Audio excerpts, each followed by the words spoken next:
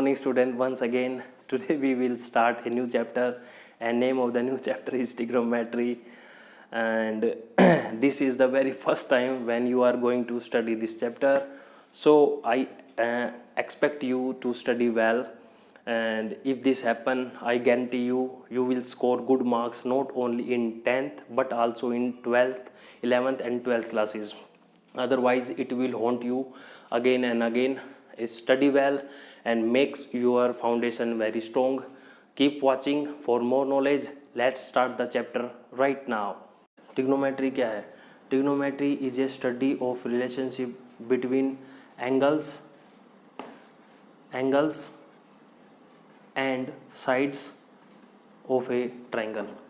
ये एंगल्स और साइड्स की स्टडी है और ये कुछ नहीं है. ये जो ट्रिग्नोमेट्री है मेरी 90 डिग्री एंगल पे बेस है, but exception is always there.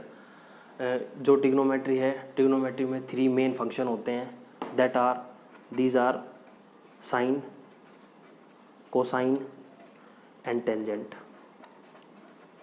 ये 3 मेन फंक्शन है, ठीक है. इनको शॉर्टन करके मैंने इन तीनों को शॉर्टन कर लिया. शॉर्टन करके मैंने लिख लिया साइन, कोस एंड टेन. अब मैंने एक ट्रायंगल ड्रा कर लिया. अब इस ट्रायंगल में ये मेरा 90 डिग्री का एंगल है, ठीक है. ये मेरा कोई थीटा है और इस थीटा के सामने ये मेरी अपोजिट साइड है और ये मेरी एडजेसेंट साइड है. एंड ये जो साइड होती है हाइपोटेन्यूज होती है. ये सबसे लॉन्गेस्ट साइड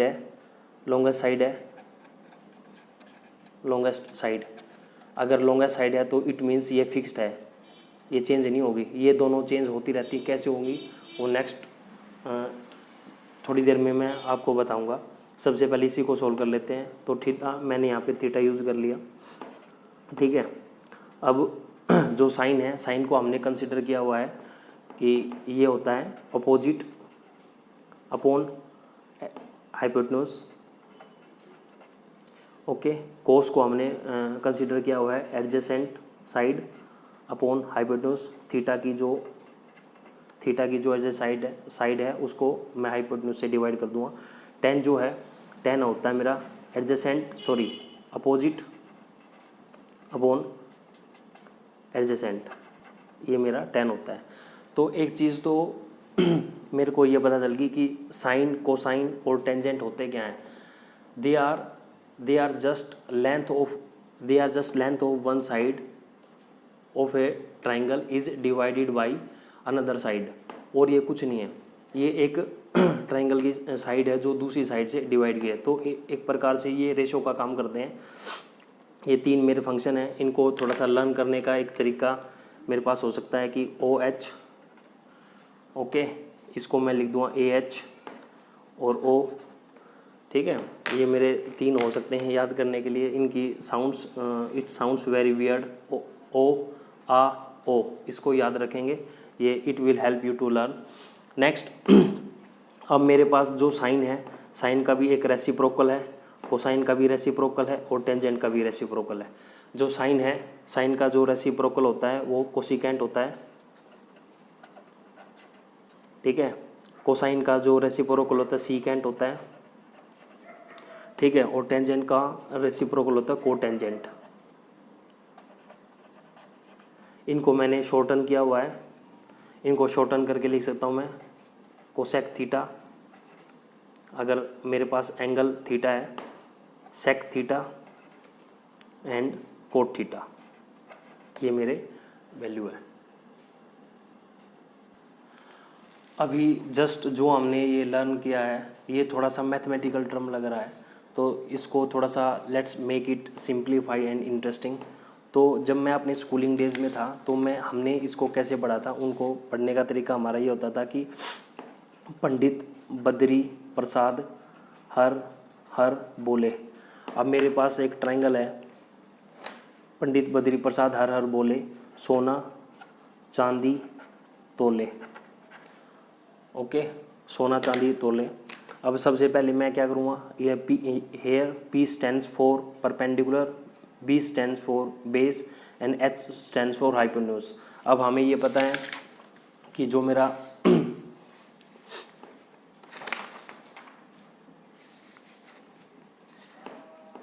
मैंने एक ट्रायंगल ले लिया, ठीक है, और ये मेरा थीटा है, यहाँ पे मेरा 90 डिग्री का एंगल है, और ये मेरी एच है, हाइपोटेन्यूज सबसे लॉन्गेस्ट साइड, ये चेंज नहीं हो सकती, ये फिक्स्ड होती है, मैंने आपको पीछे बताया था। अब इसमें क्या है, जो मेरा साइन है, साइन की जो वैल्यू है, साइन को हमने साइन थीटा को कंसीडर किया हुआ है P/H, ऐसे ही कोस थीटा को हमने कंसीडर किया हुआ है B/H, ठीक है, और टेन थीटा को हमने कंसीडर कर लिया P/B।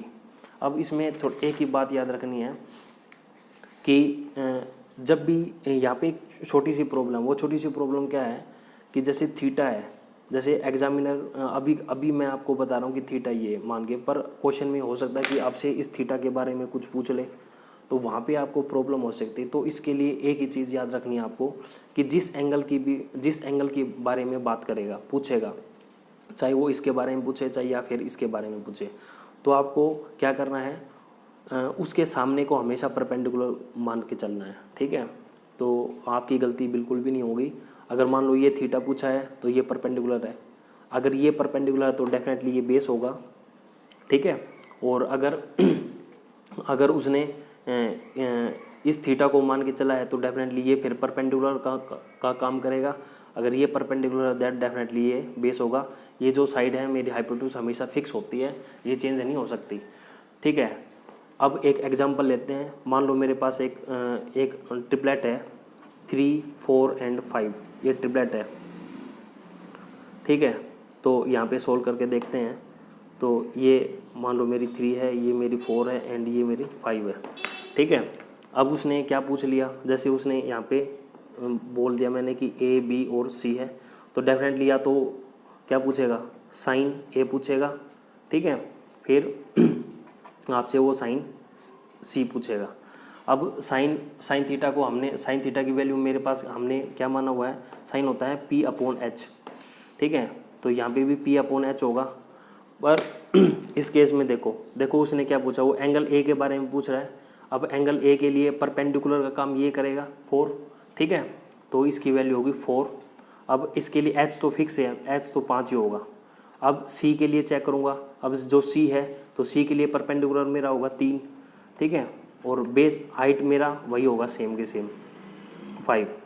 तो ये आपको थोड़ा सा ध्यान रखना। चलो एक बार कोस को भी सोल्व करके देख लेते हैं। कोस A की वैल्यू पूछेगा और कोस C की वैल्यू पूछेगा, ठीक है, कुछ भी सकता है वो आपसे। तो कोस हमारा होता है बेस अपॉन हाइपोटेन्यूज, ऐसे ही कोस मेरा बेस अपॉन हाइपोटेन्यूज होता है।